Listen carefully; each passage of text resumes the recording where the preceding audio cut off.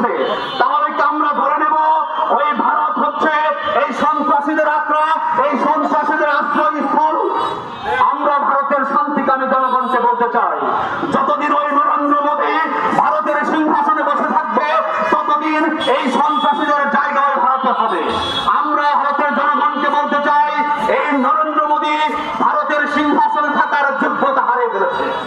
তারা বাংলাদেশের মতো একটি ছোট্ট স্বাধীন রাষ্ট্রের সন্ত্রাসীদেরকে আশ্রয় দিয়ে এই মোদী ভারতের স্বাধীনতা সার্বভৌমত্বকেও প্রশ্নবিদ্ধ করেছে, ভারতের স্বাধীনতা সার্বভৌমত্বকেও আজকে হুমকির মুখে ফেলেছে। আমরা বলে দিতে চাই, বাংলাদেশের স্বাধীনতা সার্বভৌমত্বের পক্ষে এই বাংলাদেশের 18 কোটি জন জনগণ ঐক্যবদ্ধ। আমরা আমাদের জীবনের শেষ রক্তবিন্দু থাকা অবধি আমরা এই বাংলাদেশের স্বাধীনতা সার্বভৌমত্বে কোনোভাবেই আমরা হাতছাড়া করতে পারবো না, হাতছাড়া হতে দেব না।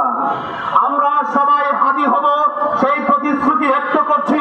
আমরা আমাদের জীবনের শেষ রক্তবিন্দু দিয়ে হলেও ওই স্বৈরাচারের কোনো চিহ্ন এই বাংলাদেশে থাকতে আমরা দেব না।